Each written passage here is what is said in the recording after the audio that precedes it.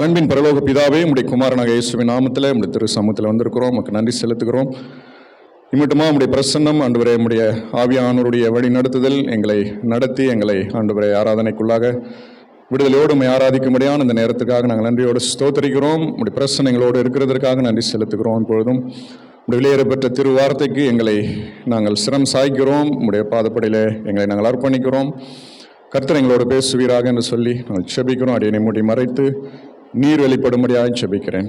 மீட்பர் இயேசுவின் நாமத்தில் கேட்கிறோம், ஜீவனுள்ள நல்ல பிதாவே, ஆமேன்.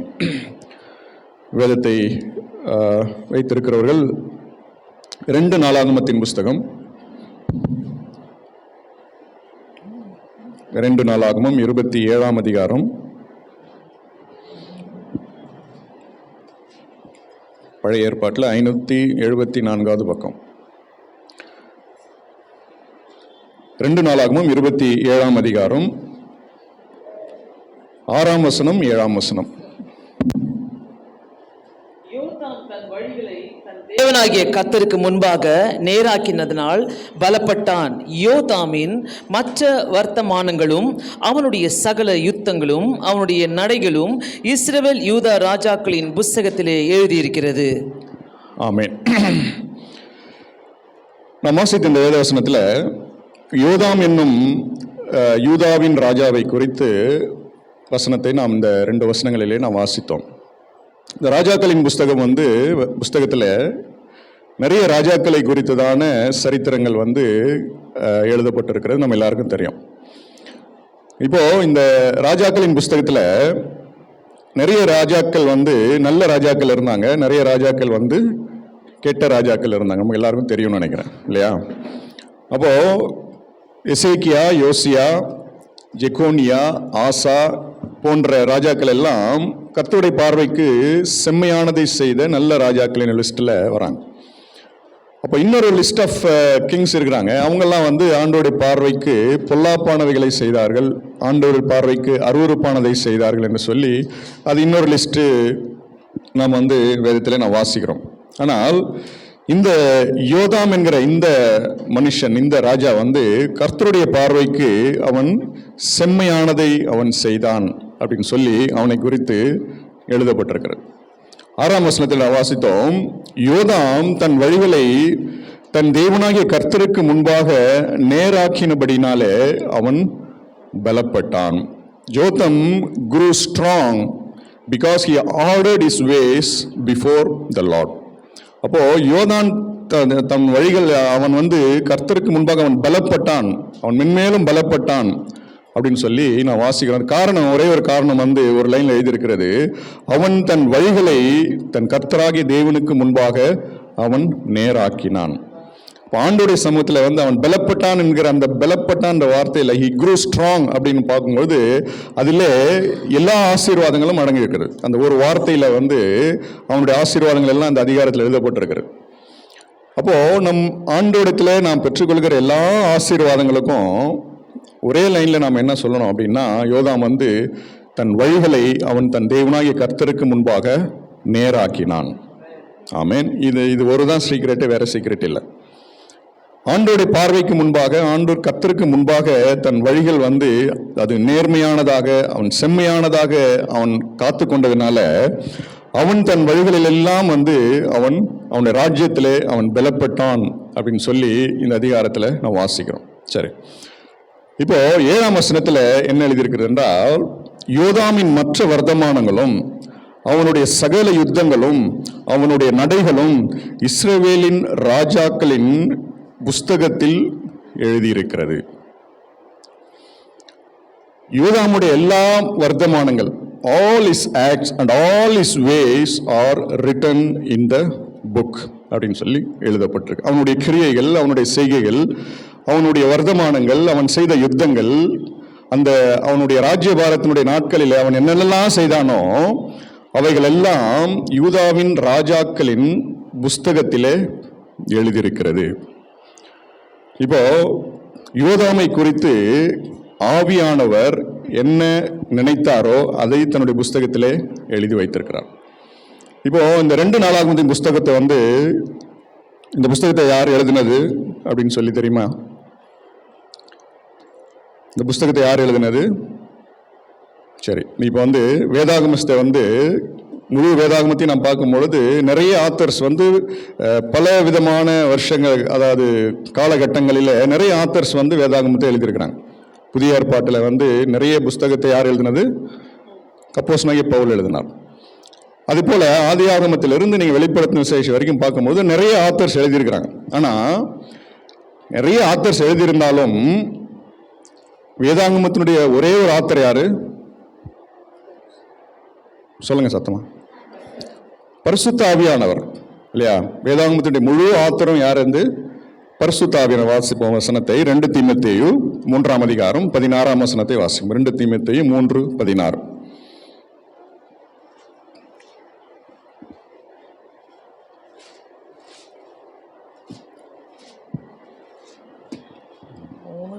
வேத வாக்கியங்கள் எல்லாம் தேவ ஆவியினாலே அருளப்பட்டிருக்கிறது. தேவனுடைய மனுஷன் தேறினவனாகவும் எந்த நற்கிரியும் செய்ய தகுதி உள்ளவனாகவும் இருக்கும்படியாக அவைகள் உபதேசத்துக்கும் கடிந்து கொள்ளுதற்கும் சீர்திருத்தத்துக்கும் நீதியை படிப்பித்தலுக்கும் பிரயோஜனம் உள்ளவர்களாயிருக்கிறது. ஆமென். இப்போ வேதாகமத்தை யார் எழுதினார்னு சொல்லி இங்க எழுதப்பட்டிருக்கிறது. வேத வாக்கியங்கள் எல்லாம் ஆதி ஆகமத்திலிருந்து வெளிப்படுத்தின விசேஷம் வரைக்கும் வேத வாக்கியங்கள் எல்லாம் யாரால் அருளப்பட்டிருக்கிறது? தேவ ஆவியினாலே எழுதப்பட்டிருக்கு. பரிசுத்த ஆவியானவர் தான் வந்து முழு வேதாகமத்தினுடைய எழுத்தாளர். அவர் தான் வந்து ஆத்தர் அப்படின்னு சொல்லி நாம் பார்க்கிறோம். அப்போ இந்த வேத வசனம் வந்து நாம் பார்க்கும் பொழுது யோதாமை குறித்து அவனுடைய செய்கைகள், அவனுடைய நடவடிக்கைகள், அவனுடைய யுத்தங்கள் எல்லாம் புஸ்தகத்தில் எழுதப்பட்டிருக்கிறது அப்படின்னு சொன்னா, இந்த வார்த்தை வந்து ஆவியானவர் யோதாமை குறித்து என்ன நினைத்தாரோ, யோதாமை குறித்து ஆவியானவருடைய சாட்சி தான் வந்து இங்கே நாம் வாசிக்கிறோம். ஆமென். வேத வசனத்தில் நாம் பார்க்கும் பொழுது வேதவசனத்துடைய ஸ்பெஷாலிட்டி என்ன அப்படின்னா, நல்ல மனுஷர்களை குறித்தும் எழுதப்பட்டிருக்கிறது, கெட்டவர்களை குறித்தும் எழுதப்பட்டிருக்கிறது. அப்போ ஒரு மனுஷன் வந்து அவங்க வாழ்நாட்டில் நல்ல காரியங்களும் செய்கிறான், கெட்ட விஷயங்களையும் செய்கிறான். அப்போ இது எல்லாத்தையுமே வந்து ஆவியானவர் வந்து என்ன பண்றாரு? ஆவியானவர் ரெக்கார்ட் பண்றாரு. நம்ம வேதத்தில் வாசிக்கும் பொழுது காயினை குறித்தும் எழுதப்பட்டிருக்கிறது, ஆபேலை குறித்தும் எழுதப்பட்டிருக்கிறது, இல்லையா?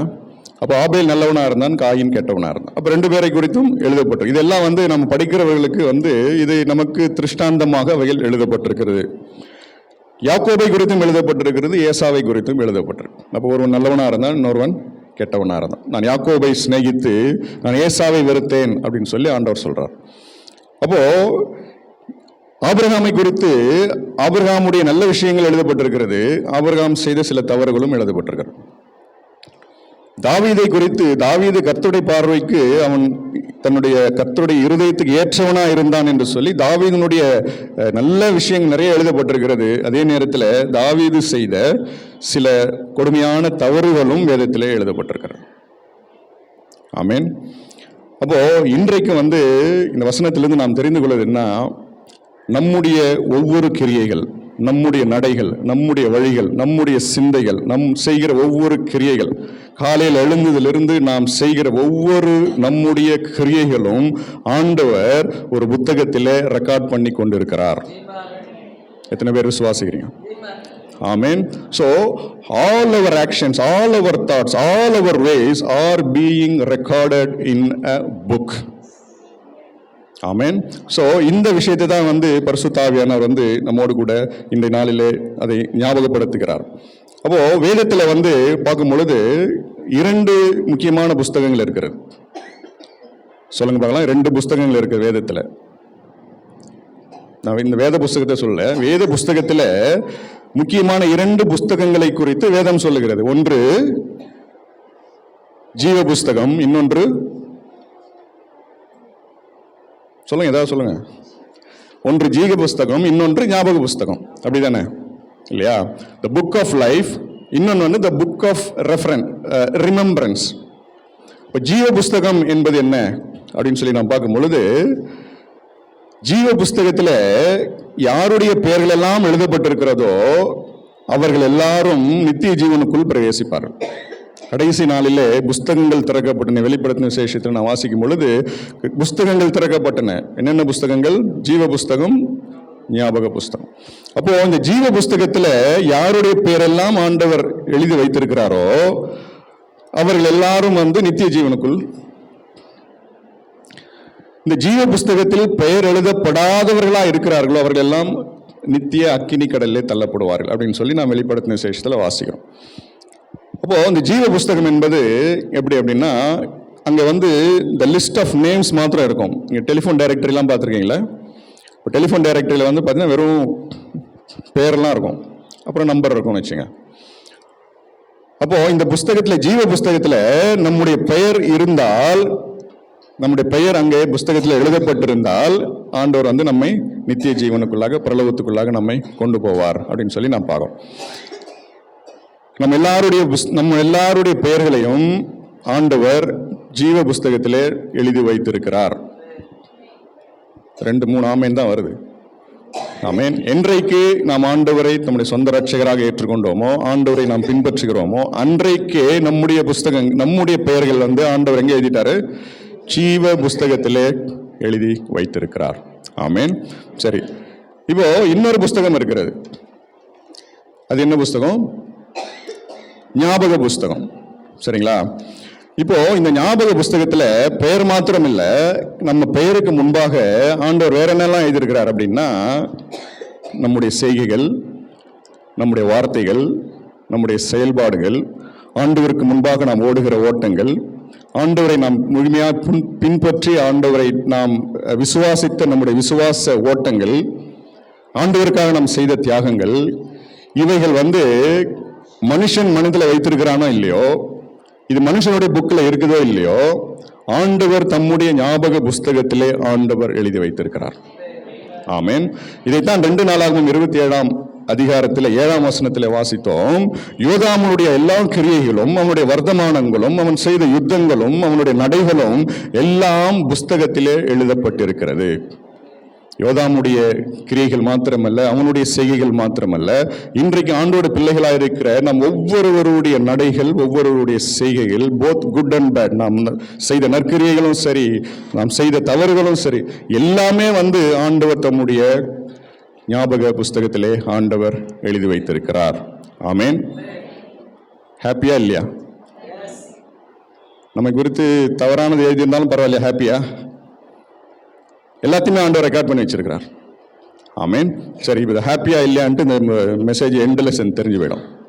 ஓகே, சரி. இப்போ என்ன அப்படின்னா, பொதுவாக நமக்கு இந்த ஞாபகம் வைத்துக் கொள்ளுகிறதுல கொஞ்சம் பிரச்சனை இருக்குது. என்ன பிரச்சனை அப்படின்னா, இந்த செலக்டிவ் அம்னீஷியான்னு சொல்லுவாங்க. அது எப்படின்னா, நமக்கு ஒரு சில விஷயங்கள்லாம் நல்லா ஞாபகம் இருக்கும், ஒரு சில விஷயங்கள் டக்குன்னு மறந்து போயிடும். அது என்ன மாயமோ நமக்கு தெரியாது இல்லையா? ஒரு சில விஷயங்கள் ரொம்ப நல்லா ஞாபகம் இருக்கும். 25 வருஷத்துக்கு முன்னாடி ஒரு வார்த்தை சொன்னாங்களே, எனக்கு இன்னும் ஞாபகம் இருக்கு. எப்படி? ஆமா, போன ஞாயிற்றுக்கிழமை ஒரு மெசேஜ் கொடுத்தாங்க. அது என்ன மெசேஜ் சொல்லு பார்க்கலாம்? அது அது அதானே, சங்கீதம் தானே? அதான் என்ன? அதான்.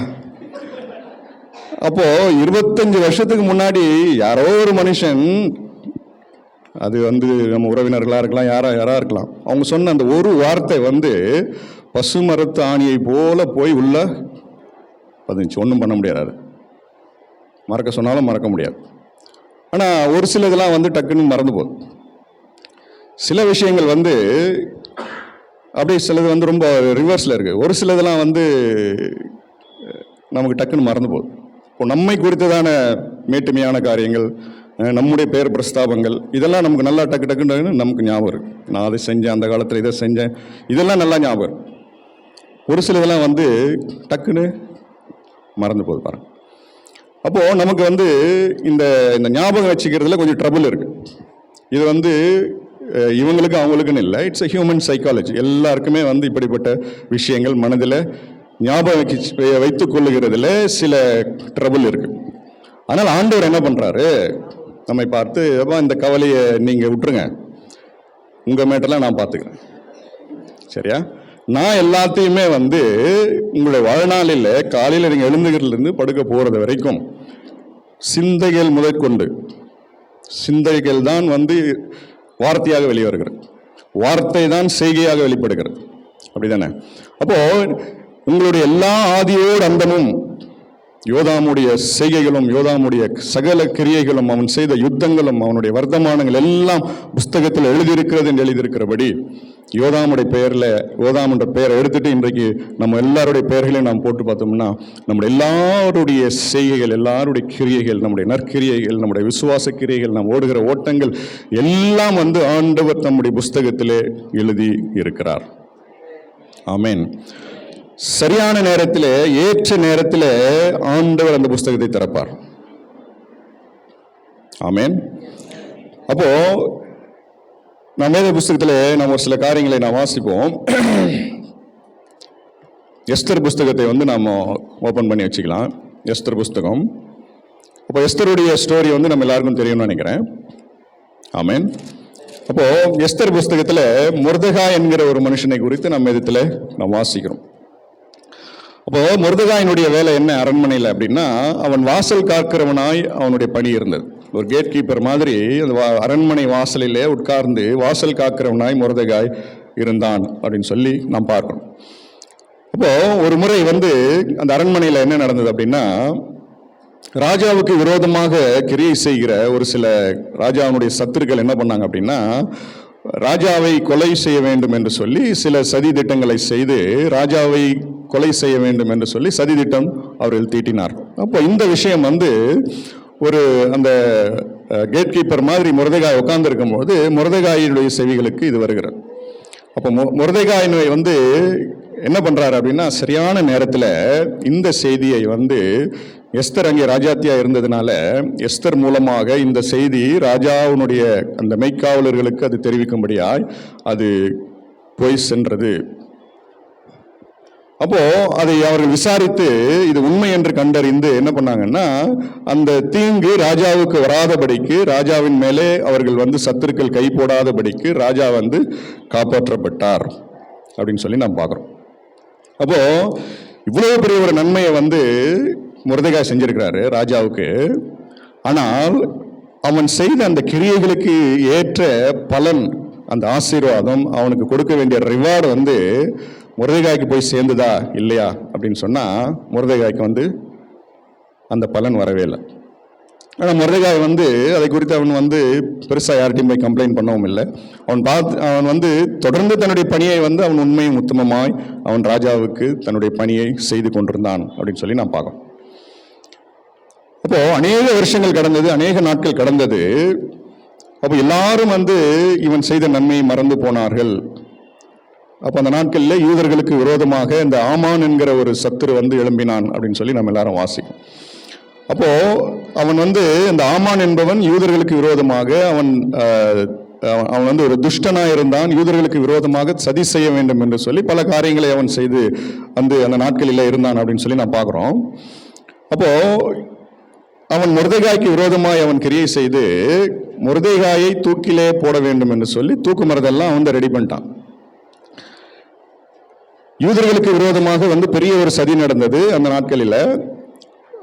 எல்லா யூதர்களையும் வந்து அழித்து போட வேண்டும் என்று சொல்லி இந்த ஆமான் வந்து திட்டம் போட்டு நிறைய காரியங்களை வந்து யூதர்களுக்கு விரோதமாகவும் மொர்தெகாய்க்கு விரோதமாகவும் அவன் செய்து தூக்கு மேடையெல்லாம் வந்து எல்லாம் ரெடி பண்ணி எல்லாம் வச்சாச்சு. அன்றைய நாளில் என்ன நடந்தது அப்படின்னு சொல்லி பார்க்கும்போது, அன்றைய நாளில் அந்த ராத்திரியில ராஜாவுக்கு என்ன வரல, ராஜாவுக்கு தூக்கம் வரல. ஆமென். ஆண்டவர் வந்து தன்னுடைய பிள்ளைகளுக்கு நன்மை செய்ய வேண்டும், தன்னுடைய பிள்ளைகளுக்கு அவர்கள் செய்த கிரியைகளுக்கு ஆண்டவர் ரிவார்டு கொடுக்கணும் அப்படின்னு சொல்லி ஆண்டவர் நினைத்து விட்டார். ஆனால் கர்த்தர் ஏதாவது ஒரு மனுஷனுடைய தூக்கத்தை கெடுப்பார். ஆமென். ஸோ இன்றைக்கு வந்து நாம் ஆண்டவருக்கு முன்பாக நாம் ஓடுகிற ஓட்டங்கள், ஆண்டவருக்கு முன்பாக நான் பணி செய்கிற நிறைய விஷயங்கள் வந்து இப்போ பாஸ்டர் சொன்னாங்க, ப்ரேயர் அப்பெல்லாம் வந்து சின்சியராக வந்து உட்கார்ற பிள்ளைகள், சபைக்கு உண்மையாக இருக்கிற பிள்ளைகள், ஆண்டவரையே நம்பி ஓடுகிற பிள்ளைகள். அப்போ நம்ம இப்படி ஓடிக்கொண்டிருக்கிற நம்ம ஓட்டத்தில் நமக்கு பொதுவாக வருகிற ஒரு பெரிய ஒரு கேள்வி என்ன அப்படின்னா, வேர் இஸ் மை ரிவார்டு? இல்லையா? இவ்வளோ நாள் நான் ஓடிக்கொண்டிருக்கிறேனே இல்லை? அப்போ 8 வருஷமா ஒரு ஆத்மாவுக்காக நாங்கள் ஜெபிச்சோம். அப்போ 7 வருஷம் ஆச்சு. அப்போ நம் ஜெபித்த ஜெபத்திற்கான பலன் எங்க? ரிவார்டு எங்க? மொர்தெகாய் இதே போலதான் ராஜாவுக்கு அவன் உத்தமமாய் பணி செய்து விட்டு அவன் பாட்டு நம்ம வேலையை செஞ்சுட்டு அப்படியே அமைதியா இருந்தான். ரிவார்டு வந்துதான்னா வரல. யார்கிட்ட போய் கேட்கறது தெரியல. சூழ்நிலை எல்லாமே, எல்லா சூழ்நிலைகளும் அவனுக்கு அகைன்ஸ்டா தான் இருக்கிறது. நான் உத்தமமாய் ஆண்டவருக்கு முன்பாய் ஓடி என்ன பிரயோஜனம் எனக்கு? எப்போது எனக்கு ரிவார்டு வரப்போகுது? எப்போது எனக்கு பலன் இருக்கிறது? The good thing is, whatever Mordecai did, everything was recorded in the book. யாருக்குமே தெரியாது. ஆமென். ஒன் ஃபைன் டே ராஜாவுக்கு தூக்கம் வரல. ராஜாவினுடைய தூக்கத்தை ஆண்டவர் கெடுத்தார். எழுந்து உட்கார்ந்தாச்சு ராஜா. அப்போ அந்த நாட்களில் ராஜாவுக்கு தூக்கம் வரல என்ன பண்ணுவாங்க அப்படின்னா, பாட்டு பாட சொல்லுவாங்க இல்லையா? கீத வாத்தியங்களை வாசிக்க சொல்லுவாங்க. அப்போ கீத வாத்தியங்களை வாசித்தா அவங்களுக்கு தூக்கம் வரும் அப்படின்னு சொல்லி கீத வாத்தியங்களை வாசிக்க வேதத்தில் ஒரு சில இன்சிடென்ட்ஸ்லாம் இருக்குது. அப்போ இந்த ராஜா ரொம்ப நல்லவர். அப்போ இவர் என்ன சொன்னார் அப்படின்னா, புஸ்தகத்தை எடுத்து வாசிங்க அப்படின்னு சொன்னார். அப்போ ராஜ அரண்மனையில ஒரு சிஸ்டம் என்ன அப்படின்னா, அரண்மனையில காலையில ஆபீஸ் ஆரம்பிச்சதுல இரவு மூடுற வரைக்கும், அரண்மனை மூடுற வரைக்கும் என்னென்னலாம் ஆக்டிவிட்டிஸ் அரண்மனையில நடக்கிறதோ அது எல்லாவற்றையும் ஒருத்தர் என்ன பண்ணுவாரு, ஒரு புஸ்தகத்துல ரெக்கார்ட் பண்ணுவார். அப்போ புஸ்தகத்தை வாசிங்க. புஸ்தகத்தை வாசித்தா தூக்கம் வரும் சம்டைம்ஸ் இல்லையா? வருமா வராதா? பைபிள் படிச்சா தூக்கம் வருமா வராதா? உண்மையா சொல்லணும். ஒருத்தர் சொல்லியிருக்காங்க, ஆமான்னு சொல்லியிருக்காங்க. சரி, அப்போ இந்த கிங் என்ன பண்றாரு, கீத வாத்தியங்களை வாசிக்கிறதை விட இதெல்லாம் ஆண்டவர் செய்யறாரு. அப்போ சரியான நேரத்தில் ராஜாவுக்கு தூக்கத்தை கெடுத்தாச்சு. அப்போ ராஜா என்ன சொல்றாரு, புஸ்தகத்தை எடுத்து வாசி அப்படின்றார். அப்போ ஒருத்தர் எடுத்து சத்தமா புஸ்தகத்தை எடுத்து வாசிக்கிறார். வாசிக்கும் பொழுது இந்த நாளில் இந்த தேதியில ராஜாவுக்கு விரோதமாய் 2 பேர் சதி திட்டம் தீட்டினார்கள் அப்படின்னு ராஜாவுக்கு டக்குன்னு அப்படி முழிச்சு அப்படி கொஞ்சம் பார்க்குறாரு. அப்போ என்ன நடந்தது அடுத்து அப்படின்னும் போது, இந்த சதி திட்டத்தை சரியான நேரத்தில் வாசல் காவலனாகிய மொர்தெகாய் மெய்க்காவலனுக்கு எஸ்தர் ராஜாத்தின் மூலமாக அது அறிவிக்கப்பட்டது. அப்படியா எனக்கு நடந்ததா இப்படி? இப்போ ராஜா அடுத்து கேட்கிறாரு. அடுத்து கேட்ட முக்கியமான கேள்வி என்ன, அவனுக்கு செய்ய வேண்டிய நன்மை, அவனுக்கு கொடுக்கப்பட வேண்டிய அந்த வெகுமதி, அந்த ரிவார்டு அவனுக்கு போய் சேர்ந்ததா இல்லையா? பதில் என்ன வந்தது? இல்ல. ஏன் செய்யல?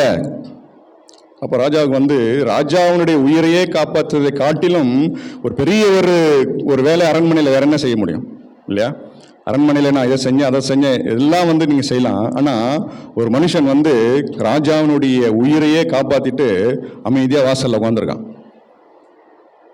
இருக்கிறீங்களா? சில நேரத்தில் சபையில் நம்ம நிறைய விஷயங்களை நாம் ஆண்டவருக்காக நாம் செய்கிறோம். பாஸ்டருக்காக செய்கிறீங்களா, ஆண்டவருக்காக செய்கிறீங்களா? ராஜாவுக்காக செய்கிறோம். நாம் எல்லாரும் ராஜாவினுடைய பணிவிடைக்காரர்கள். ஆமென். அப்போ எல்லாத்தையும் செஞ்சுட்டு என்ன கேட்குறோம் நடுவில்? நான் பொதுவாக சொல்கிறேன், எனக்குரிய ரிவார்டு எங்க? எனக்கு என்ன கிடைச்சிது? வேதம் என்ன சொல்லுகிறது? நம்முடைய ஒவ்வொரு நடைகளும், நம்முடைய ஒவ்வொரு செய்கைகளும், நம்முடைய ஒவ்வொரு ஓட்டமும், ஆண்டவருக்காக நாம் ஓடுகிற ஒவ்வொரு ஓட்டமும் ஆண்டவருடைய புஸ்தகத்தில் எழுதப்பட்டிருக்கிறது. The book will be opened at the right time. அந்த ரைட் டைம் வரைக்கும் மொர்தெகாய் மாதிரி வாசல்ல உட்கார்ந்திருக்கணும். வாசல்ல உட்கார்ந்திருக்கணும்னா என்ன சொல்றேன்னா, நம்ம செய்யற வேலையை நம்ம செய்யணும். நாம் செய்கிற வேலையை நாம் உத்தமமாய் செய்யும் பொழுது என்னுடைய ஒவ்வொரு கிரியைகளும், நான் ஆண்டவருக்காக ஓடுகிற ஒவ்வொன்றையும் ஆண்டவர் பார்க்கிறார். மனுஷனுடைய புக்கில் இது இருக்கிறதோ இல்லையோ, மனிதர்கள் இதை நினைவு வைத்திருக்கிறார்களோ இல்லையோ, இதையெல்லாம் ஆவியானவர் ஆண்டவர் ரெக்கார்ட் பண்ணி வைத்திருக்கிறார். அது ஞாபக புஸ்தகத்தில் எழுதப்பட்டிருக்கிறது. என்னை ஆசீர்வதிக்கிற ஒரு நேரம் வரும். அந்த நேரம் வரும் பொழுது கர்த்தர் ஏதாவது ஒரு மனுஷனுடைய தூக்கத்தை ஆண்டவர் கெடுப்பார். அன்றைய நாளிலே புஸ்தகங்கள் திறக்கப்படும். அன்றைய நாளில் என்னுடைய ஒவ்வொரு நடவடிக்கைக்குரிய ரிவார்டை கர்த்தர் சரியாய் செய்வார், சரியாய் செய்வார். மொர்தெகாய்க்கு கொடுக்கப்பட்ட ரிவார்டு மாதிரி எந்த ஒரு மனுஷனும் கிடைச்சிருக்காது.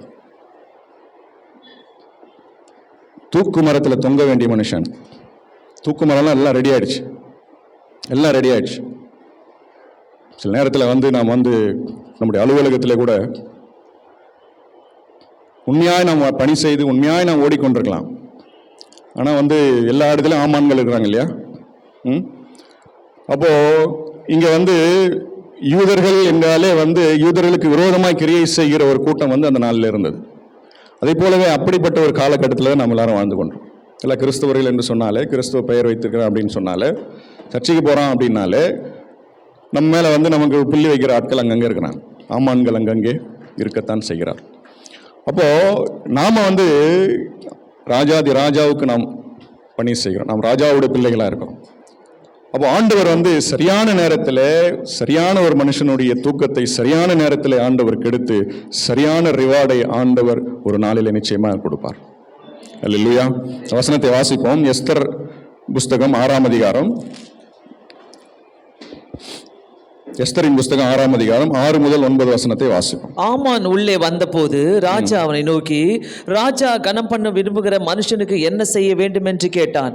அதற்கு ஆமான், என்னை அன்றி யாரை ராஜா கனம் பண்ண விரும்புவார் என்று தன் மனதில் நினைத்து ராஜாவை நோக்கி, ராஜா கனம் பண்ண விரும்புகிற மனுஷனுக்கு என்ன செய்ய வேண்டியது என்னவென்றால், ராஜா உடுத்தி கொள்ளுகிற ராஜ வஸ்திரம், ராஜா ஏறுகிற குதிரையையும் அவர் சிரசிலே தரிக்கப்படும் ராஜ முடியும் கொண்டு வரப்பட வேண்டும். அந்த வஸ்திரம் குதிரையும் ராஜாவுடைய பிரதான பிரபுக்களில் ஒருவனுடைய கையிலே கொடுக்கப்பட வேண்டும். ராஜா கனம் பண்ண விரும்புகிற மனுஷனை அலங்கரித்த பின் அவனை குதிரையின் மேல் ஏற்றி நகர வீதியிலே உலாவும்படி செய்து, ராஜா கனம் பண்ண விரும்புகிற மனுஷனுக்கு இப்படியே செய்யப்படும் என்று அவனுக்கு முன்பாக கூறப்பட வேண்டும் என்றான். ஆமென்.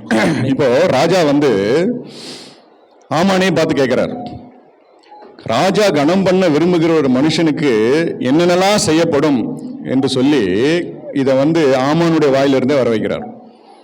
அப்போ என்னென்னலாம் செய்யப்பட வேண்டும் அப்படின்னு சொல்லி ஆமானை கேட்ட பொழுது ஆமான் என்ன நினைக்கிறான் அப்படின்னா, ராஜா நம்மை காட்டிலும் வேற யாரை கனம் பண்ணிட போறாரு அப்படின்னு சொல்லி என்னென்ன சொல்றான், ராஜா உடுத்துகிற வஸ்திரம் வேண்டுமா அவருக்கு? எப்படி? ராஜா உடுத்துகிற வஸ்திரம் எனக்கு வேண்டும், ராஜா ஏறுகிற அதே குதிரை எனக்கு வேண்டும், ராஜா தலையில் இருக்கிற அதே கிரீடம் எனக்கு வேண்டும். இப்படியெல்லாம் செய்து ராஜா கனம் பண்ண விரும்புகிற மனுஷன் இப்படியெல்லாம் கனம் பண்ணப்படுத்தப்பட வேண்டும் அப்படின்னு சொல்லி ஆமான் இதெல்லாம் நமக்கு தான் வரப்போகிறது அப்படின்னு சொல்லி அவன் சொல்றான். அப்போ ராஜா சொன்ன பதில் பாருங்க, 10ஆம் வசனத்தை வாசிங்க. அப்பொழுது ராஜா ஆமானை நோக்கி, சீக்கிரமாய் நீ சொன்னபடியே வஸ்திரத்தையும் குதிரையும் கொண்டு போய் ராஜ அரண்மனையின் வாசலிலே உட்கார்ந்திருக்கிற யூதனாகிய மொர்தெகாய்க்கு அந்த பிரகாரம் செய். நீ சொன்ன எல்லாவற்றிலும் ஒன்றும் தவறாதபடி பார் என்றான். நீ சொன்ன எல்லாவற்றிலும் ஒன்றும் தவறாதபடி செய். நீ எதெல்லாம் சொன்னாயோ அது எல்லாவற்றையும் நீ போய் செய். ஒரே ஒரு சேஞ்சு தான். என்ன செய்யணும்? என்ன மாற்றணும்? ஆளை மட்டும் மாற்றணும். எப்படி? இவனுக்கு இதை விட பெரிய பனிஷ்மெண்ட் எதுவுமே கிடையாது. இவன் வாயிலேருந்தே அந்த கணத்தை வர வச்சு இவனையே போய் இது எல்லாத்தையும் செய்ய சொல்லி கடைசியில் யாருக்கு செய்யணுமா? மொர்தெகாய்க்கு செய்ய வேண்டும். ஆமென். கர்த்தர் ஒரு மனுஷனை கனம் பண்ண ஆண்டவர் முடிவெடுத்து விட்டாரானால், நமக்கு விரோதமா யார் இருக்கிறாங்களோ அவங்களுடைய வாயிலிருந்தே நம்முடைய கனம் வரும். அல்லேலூயா. நமக்கு விரோதமா யார் என்னென்னலாம் செய்யறாங்களோ அவங்களுக்கு இந்த வசனத்தை நான் வாசிக்கும் போது காரியம் அப்படியே மாறுதலாய் முடிந்தது அப்படின்னு சொல்லி நான் வாசிக்கிறோம். இதுக்கு ஒரே ஒரு காரணம் என்ன? நாம் செய்கிற ஒவ்வொரு காரியமும், நாம் செய்கிற ஒவ்வொரு ஆக்ஷனும், நாம் ஓடுகிற ஒவ்வொரு ஓட்டங்களும் கர்த்தர் தம்முடைய ஞாபக புஸ்தகத்திலே ஆண்டவர் எழுதி வைத்திருக்கிறார். சரியான நேரத்தில் நான் ஒருவேளை இந்த நாளிலே சோர்ந்து போய் வந்திருக்கலாம். என்னுடைய ஆக்ஷன்ஸ்க்கு எல்லாம், என்னுடைய பணிகள் எல்லாம், என்னுடைய விசுவாச ஓட்டத்துக்கு எல்லாம், என்னுடைய ஜபத்துக்கு எல்லாம் ரிவார்டு இன்னும் வரலையே, எப்போ வரப்போகிறது என்று சொல்லி நான் ஒருவேளை சோர்ந்து போய் வந்திருக்கலாம். கர்த்தர் சொல்லலாம், எல்லா காரியங்களும், உன்னுடைய ஓட்டம், உன்னுடைய விசுவாசம், உன்னுடைய ஜபங்கள், உன்னுடைய கண்ணீர், everything has been recorded in the book. சரியான நேரத்தில் நான் புஸ்தகத்தை திறப்பேன். சரியான நேரத்தில் ஒரு மிகப்பெரிய ரிவார்டு கர்த்தர் நமக்கு கொடுக்க ஆண்டவர் உண்மையாய் இருக்கிறார். அல்லேலூயா. இப்போ அடுத்து நான் வாசிக்கும் பொழுது யோசேப்பை குறித்து நாம் வேதத்தில் வாசிக்கிறோம். யோசேப்பு தன்னுடைய சகோதரர்களுக்கு அவன் நன்மை செய்தான், ஆனால் அவர்களோ அவனுக்கு தீமை செய்தார்கள் அப்படின்னு சொல்லி பார்க்கும். இப்போ யோசேப்பினுடைய, அதாவது மொர்தெகாய்க்கும் யோசேப்புக்கும் என்ன வித்தியாசம் என்ன அப்படின்னு பார்க்கும்போது, மொர்தெகாய் அவன் உத்தமமாய் பணி செய்தான், ஆனால் அவனுக்கு கொடுக்கப்பட வேண்டிய ரிவார்டு வரல, கணம் அவனுக்கு வரல. ஆனால் அவனை வேலையில் வச்சிருந்து மாதம் மாதம் அவனுக்கு சம்பளம் கொடுத்து வச்சுருந்தாங்க. அதனால் அவனோட லைஃப் அப்படியே ஓடிட்டு. ஆனால் யோசேப்பு அப்படி இல்லை. யோசேப்பு பார்க்கும் பொழுது அவன் தன்னுடைய நண்பர்கள், தன்னுடைய சகோதரர் எல்லாருக்கும் நன்மை தான் செய்தான். அவன் போகிற இடங்களில் எல்லாம் அவன் நன்மை செய்கிறவனாகவே இருந்தான். கர்த்தர் அவனோடு இருந்தார் என்று சொல்லி வேதம் சொல்லுகிறது. ஆனால் எல்லாவற்றுக்கும் ரிவார்டு யோசேப்புக்கு ஆப்போசிட்டாக வந்தது. அவன் நன்மை செய்தான், ஆனால் அவர்கள் தீமை அவனுக்கு பலனாய் வந்தது அப்படின்னு சொல்லி நாம் பார்க்குறோம். அப்போ அவன் போத்திபார் வீட்டில் போய் முதலாவது அவனை அரெஸ்ட் பண்ணி அவனை அடிமையாக கொண்டு போய் போத்திபார் வீட்டில் போனப்போ அவன் செய்கிற அந்த பணியை பார்த்து போத்திபாருக்கு ரொம்ப அவனுடைய ஞானம், அவனுடைய காரியங்கள் எல்லாம் பார்க்கும்போது அவனுக்கு ரொம்ப இஷ்டமாக இருந்தது. ஆனால் பலன் ரிவர்ஸில் வந்ததுன்னு பார்க்கணும். அப்போ அவன் மேலே அந்த அரண்மனையிலே அவன் மேலே வீண் பழி சுமத்தப்பட்டது. அப்போ வீண் பழி சுமத்தப்பட்டு அவன் எங்கே போனான்? அடுத்தது சிறைசாலைக்கு போனான். இப்போ சிறைசாலையில் போன பிறகு அங்கே 2 பேர் இருந்தாங்க. ஒரே செல்லில் இவங்க 3 பேரையும் போட்டப்போ, இப்போ இவனுக்கு இவ்வளவு கஷ்டம், நான் இவ்வளவு நன்மை செய்கிறேன், நான் இவ்வளவு ஆண்டவருடைய தரிசனத்தை சுமந்து கொண்டு நான் ஓடுகிறேன், ஆனால் எனக்கு எல்லாமே எப்படி தான் வருது? தீமை தான் வருது. அதாவது நாம் செய்கிற நன்மைக்கு நன்மை வரலன்னா பரவாயில்ல, அப்படியே we can sustain இல்லையா? ஆனால் நாம் செய்கிற நன்மைக்கு எதிராக தீமையான காரியங்கள் வரும் பொழுது அதை சமாளித்து அதை ஓடுறது அவ்வளோ கடினமான ஒரு காரியம். அப்போ இங்கே சிறைசாலைக்கு போன பொழுது அங்கே ஒரு பானபாத்திரக்காரன் இருந்தான், அங்கே ஒரு சுயம்பாகி இருந்தான். இவர்கள் இருவருக்குமே அவர்களுடைய தரிசனத்தினுடைய சொப்பனத்தினுடைய காரியங்களெல்லாம் இவன் சால்வ் பண்ணுறான். அங்கே உள்ளே போனப்போ அவங்க 2 பேரும் ரொம்ப சோர்ந்து போய் ரொம்ப சோகமாக இருந்தப்போ, இவனுடைய பிரச்சனை ஏகப்பட்ட பிரச்சனை. ஆனால் அவங்ககிட்ட போகும்போது அவன் என்ன கேட்குறான்? உங்களுடைய முகம் வாடி போயிருக்கிறது என்ன அப்படின்னு கேட்குறான். ஆண்டவருடைய பிள்ளைகள் ஒரு ஆவிக்குரிய மனுஷனுடைய நடவடிக்கை எப்படி இருக்கும் அப்படின்னா, நம்ம மேலே எவ்வளோ பெரிய பிரச்சனைகள் இருந்தாலும் நாம் எந்த இடத்துக்கு நாம் போகிறோமோ, நாம் மற்றவர்களுடைய பிரச்சனையை சால்வ் பண்ணக்கூடிய ஒரு ஆவியான ஒரு அபிஷேகத்தை ஆண்டவர் நம்ம மேலே வைத்திருக்கிறார். அல்லேலூயா. நாம் செய்கிற காரியங்களுக்கு எல்லாம் தீமையாக வரட்டும், ஒன்றும் பிரச்சனை இல்லை, தீமையாக வரட்டும். ஆனால் ஒரு நாள் ஒன்று உண்டு, ஆண்டவர் என்னை கனம் பண்ணுகிற ஒரு நாள் ஒன்று உண்டு. நம்ம எல்லாருடைய வாழ்க்கையில் நம்ம எல்லாருக்கும் ஆண்டவர் ரிவார்ட் பண்ணுகிற ஒரு மிகப்பெரிய ஒரு நாள் ஒன்று நிச்சயமாய் உண்டு. ஆமேன். அப்போ தன்மேல் விழுந்த அந்த தரிசனம் கர்த்தர் சும்மா எனக்கு இந்த தரிசனத்தெல்லாம் கொடுக்கல, அந்த தரிசனத்தின் நிமித்தமாக தான் இதெல்லாம் நடக்கிறது. அப்போ அந்த தரிசனத்தை ஆண்டவர் நிறைவேற்றி முடிக்கிற ஒரு நாள் ஒன்று உண்டு என்று சொல்லி அவன் மிகுந்த உறுதியோடு அவன் காத்திருந்தான் அப்படின்னு சொல்லி பார்க்கும். அப்போ அந்த சிறைசாலையில் இருந்தவனுங்களுக்கெல்லாம் இவன் நன்மை செய்தான்.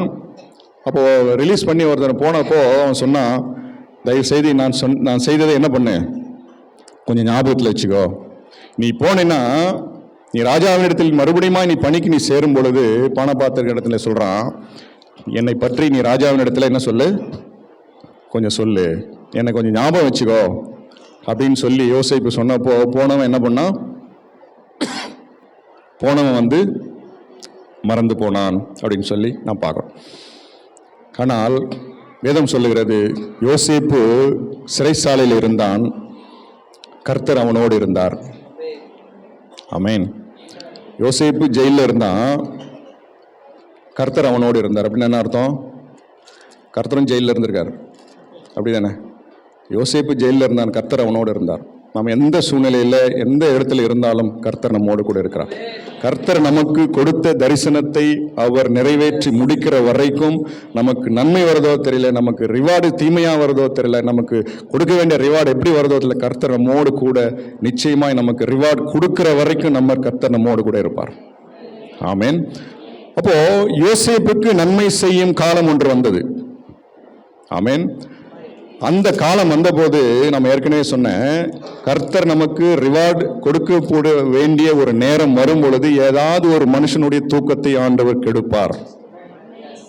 இங்கே யோசேப்புக்கு நன்மை செய்யும் காலம் வந்தது, அவனுக்கு ரிவார்ட் செய்யும் காலம் வந்தது. இங்கே ராஜாவுக்கு தூக்கம் வரல. வாசிப்போம் அந்த வசனத்தை. ஆதியாகமம் 41, ஆதியாகமம் 41 7-8 வசனத்தை வாசிப்போம். சாவியான கதிர்கள் கொழுமையும் நிறைமேனியுமான அந்த 7 கதிர்களையும் விழுங்கி போட்டது. அப்போது பார்வோன் விழித்து கொண்டு அது சொப்பனம் என்று அறிந்தான். காலமே பார்வோனுடைய மனம் கலக்கம் கொண்டிருந்தது.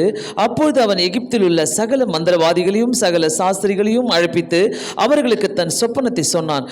ஒருவராலும் அந்த அர்த்தத்தை பார்வோனுக்கு சொல்லக்கூடாமல் போயிற்று. அப்பொழுது பார்வோன் அந்த சொப்பனத்தை கண்டவுடனே வேதம் சொல்லுகிறது, பார்வோன் விழித்து கொண்டான். அப்போ நடுராத்திரியில் தூங்கி கொண்டிருந்த போது பார்வோனுடைய தூக்கத்தை ஆண்டவர் என்ன பண்ணிட்டாரு? கெடுத்துட்டாரு. அப்போ இந்த நேரம் என்ன நடந்தது அப்படின்னா, யோசேப்பை குறித்து எழுதப்பட்ட அந்த புஸ்தகம் எங்கே திறக்கப்பட்டு விட்டது? பரலோகத்திலே. யோசேப்பை குறித்து எழுதப்பட்ட புஸ்தகம் பரலோகத்தில், the book was opened already. ஆமென். இங்கே பார்வோனுடைய தூக்கத்தை ஆண்டவர் கெடுத்தார். அவன் பார்வோன் விழித்துக் கொண்டான். காலமே பார்வோனுடைய மனம் கலங்கி கொண்டிருந்தது. when morning came his spirit was troubled. அப்ப ராத்திரி முழிச்சுக்கிட்டான். வேதம் சொல்லுகிறது, when morning came still his spirit was troubled.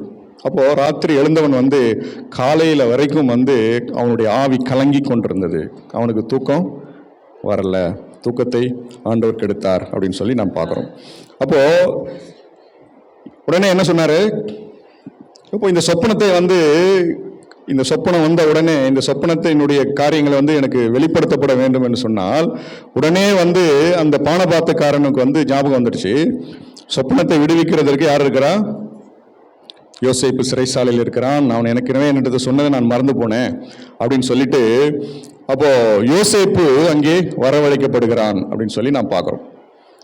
யோசேப்பை சிறைசாலையிலிருந்து கொண்டு பார்வோனுக்கு முன்பாக நிறுத்தப்பட்ட பொழுது பார்வோனுடைய சொப்பனம் அங்கே யோசேப்பு அங்கே விடுவிக்கிறான் அப்படின்னு சொல்லி நாம் பார்க்கிறோம். கவனிங்க, யோசேப்பு 17 வயதிலே அவன் அடிமையாக விற்கப்பட்டான். 17 வயதில் அவன் அடிமையாக விற்கப்பட்டான். யோசேப்பு கனப்படுத்தப்பட்ட பொழுது அவனுக்கு வயது என்னது? யோசேப்பு உயர்த்தப்பட்டு அவன் கனப்படுத்தப்படும் போது யோசேப்புக்கு வயது 30 வயது. 17 வயசுல அடிமையாக போனப்பட்டவன் 17 வயசு 13 வருஷங்கள் வரைக்கும் யோசேப்புக்கு அவன் செய்த நன்மைக்கு எல்லாமே என்னதான் வந்தது? தீமையாக தான் வந்தது. ஆனால் அவன் 30 வயது நிரம்பின பொழுது 13 வருஷங்கள் அவன் அந்த தரிசனத்தை பிடித்து கொண்டு அவன் காத்திருந்தான் அப்படின்னு சொல்லி நான் பார்க்கிறோம். வசனத்தை வாசிப்போம். சங்கீதம் 105 சங்கீதம் 17 முதல் 19 வசனத்தை நான் வாசிப்போம். அவர்கள் முன்னாலே ஒரு புருஷனை அனுப்பினார். யோசேப்பு சிறையாக விற்கப்பட்டான். அவன் கால்களை விலங்கு போட்டு ஒடுக்கினார்கள். அவன் பிராணன் இருப்பிலே அடைப்பட்டிருந்தது. கர்த்தர் சொன்ன வார்த்தை நிறைவேறும் அளவும் அவருடைய வசனம் அவனை புடமிட்டது. கர்த்தர் சொன்ன வசனம் நிறைவேறும் அளவும் கர்த்தருடைய வார்த்தை அவனை புடமிட்டது அப்படின்னு சொல்லி பார்க்கணும். அப்போ இந்த 13 வருஷங்கள் யோசேப்பு எப்படி இதெல்லாம் தாங்கி கொண்டார்?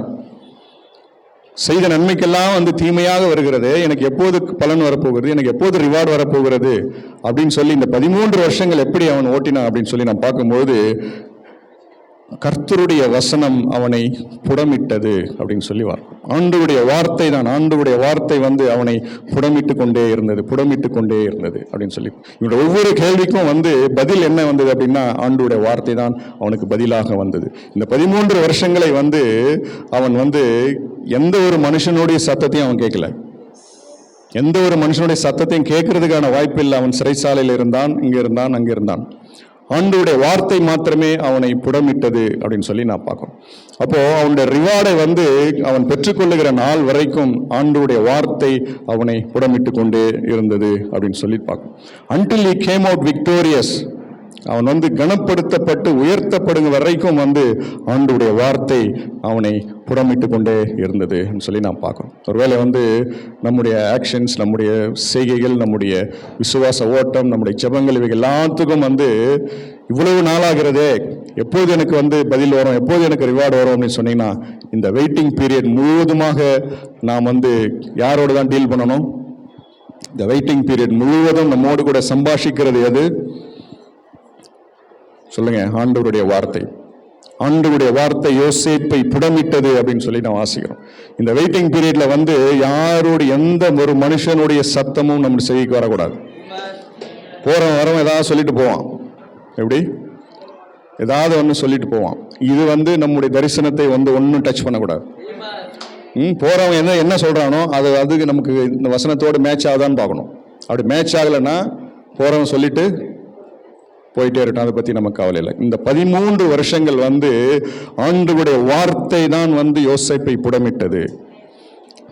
தமிழில் வந்து, இங்கிலீஷில் வந்து காட்ஸ் வேர்ட் டெஸ்டட் அப்படின்னு சொல்லி போட்டிருக்கு.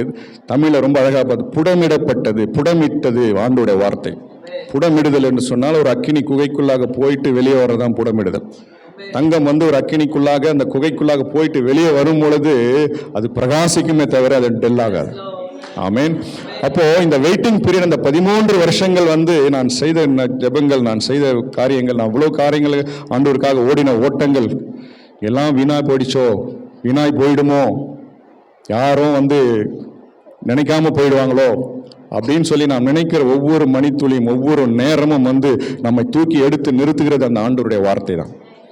அந்த வார்த்தை, ஆண்டவருடைய தரிசனம் நம்ம மேல் வைத்த அந்த சொப்பனம், தரிசனம், இவைகள் எல்லாம் நிறைவேறும் வரைக்கும் நம்மை வந்து வைத்து காப்பாற்றுகிறது ஆண்டவருடைய வார்த்தை.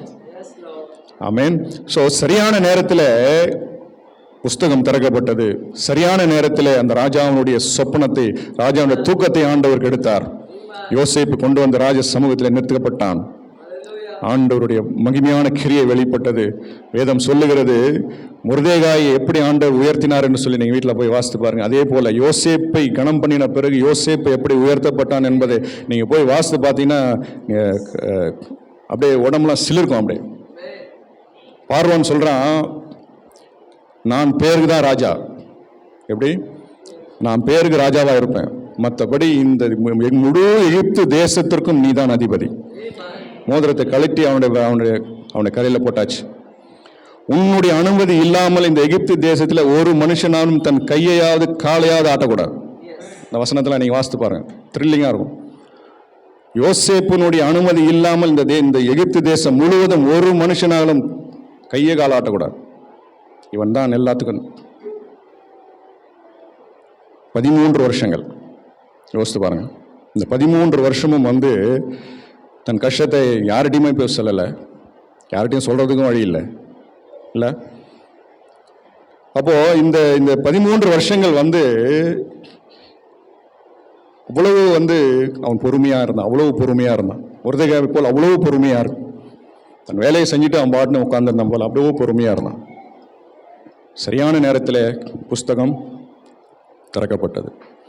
இப்போ இந்த 13 வருஷத்துல யோசேப்பு ஏதாவது இடக்கு முடக்கமா ஏதாவது பேசியிருந்தாருன்னா காரியம் எல்லாமே வேற மாதிரி மாயிட்டு இல்லை. இப்போ நமக்கு வர வேண்டிய ரிவார்டு எல்லாம் வந்து சில நேரத்தில் வந்து அது வேற மாதிரி ஆயிடுறதுக்கு காரணம் என்னன்னா, நம்ம ஏதாவது பேசுகிறோம் இடக்கு முடக்கா, அப்படின்னா ஆண்டவருக்கு விரோதமாக அவிசுவாசமாக ஏதாவது பேசிடுறோம், வேற ஏதாவது வந்து நம்ம பொறுமையை நாம் காத்து கொள்ளுகிறது இல்லை. இதில் முக்கியமான விஷயம் அப்படின்னா, என்னுடைய ஒவ்வொரு ஓட்டமும், என்னுடைய ஒவ்வொரு ஜெபமும், என்னுடைய ஒவ்வொரு கண்ணீரும், என்னுடைய ஒவ்வொரு விசுவாச ஓட்டமும் ஆண்டவர் தம்முடைய புஸ்தகத்திலே ஆண்டவர் எழுதி வைத்திருக்கிறார். சரியான நேரத்திலே ஆண்டவர் அதை திறப்பார். அதை திறக்கிற பொழுது ஆண்டவர் என்னை மகிமையாய் உயர்த்துவார், கனம் பண்ணுவார். என்னை வந்து அந்த ஒரு உச்சத்துக்கு எந்த ஒரு மனுஷன், ஆண்டவர் நம்மை கொண்டு போகிற உச்சத்துக்கு மேலாக எந்த ஒரு மனுஷனாலும் நம்மை உயர்த்த முடியாது.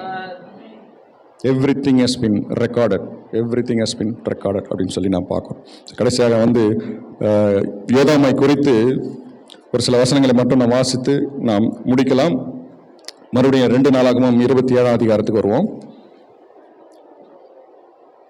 யோதாமை குறித்து ஆண்டவர் எழுதின அந்த 3 காரியங்களை வாசிப்போம்.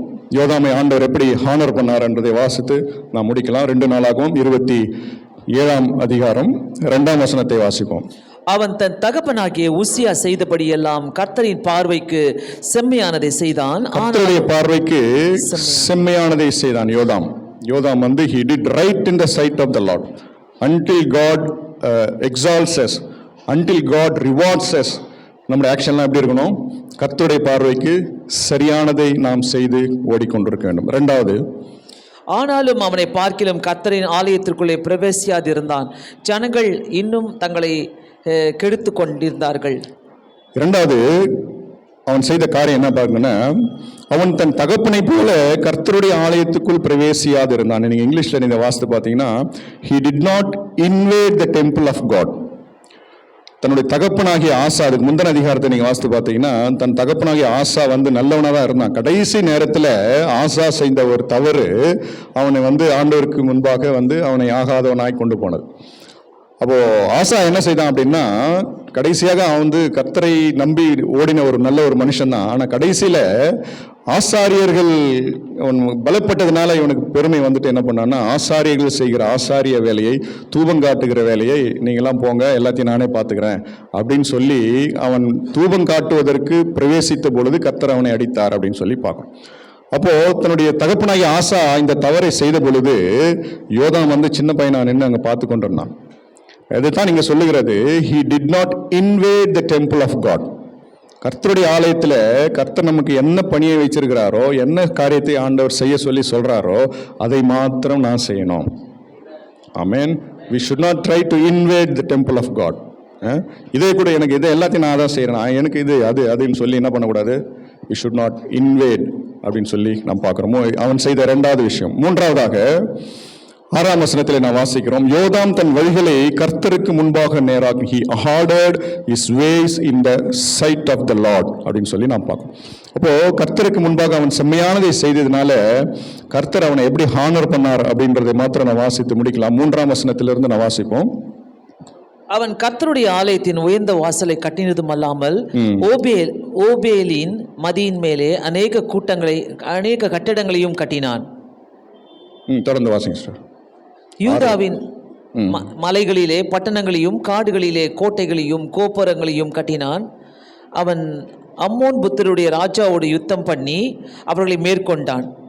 ஆதலால் அம்மோன் புத்திரர் அவனுக்கு அந்த வருஷத்திலே 100 தாலந்து வெள்ளியையும் 10,000 கோதுமையையும் 10,000 வார்கோதுமையும் கொடுத்தார்கள். 2ஆம் 3ஆம் வருஷத்திலும் அம்மோன் புத்திரர் அப்படியே அவனுக்கு செலுத்தினார்கள். ஆமென்.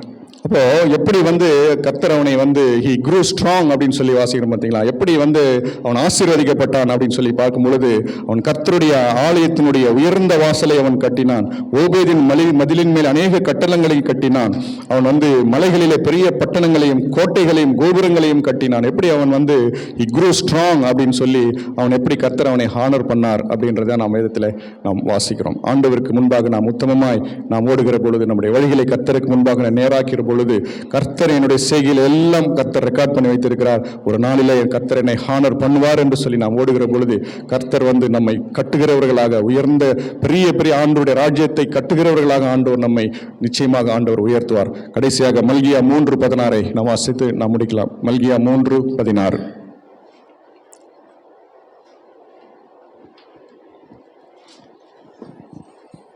அப்பொழுது கர்த்தருக்கு பயந்தவர்கள் ஒருவரோடு ஒருவர் பேசிக் கொள்வார்கள். கர்த்தர் கவனித்து கேட்பார். கர்த்தருக்கு பயந்தவர்களுக்காகவும் அவருடைய நாமத்தை தியானிக்கிறவர்களுக்காகவும் ஞாபக புஸ்தகம் ஒன்று அவருக்கு முன்பாக எழுதப்பட்டிருக்கிறது. ஆமென். கர்த்தருக்கு பயந்தவர்களுக்காகவும் அவருடைய நாமத்தை தியானிக்கிறவர்களுக்காகவும் ஞாபக புஸ்தகம் ஒன்று எழுதப்பட்டிருக்கிறது. கர்த்தர் ஏற்ற காலத்திலே கர்த்தர் அதை திறப்பார். கர்த்தர் நம்மை மகிமையாக ஆண்டவர் நம்மை ஹானர் பண்ணுவார். கர்த்தர் தாமே நம்மை ஆசீர்வதிப்பாராக. ஆமென்.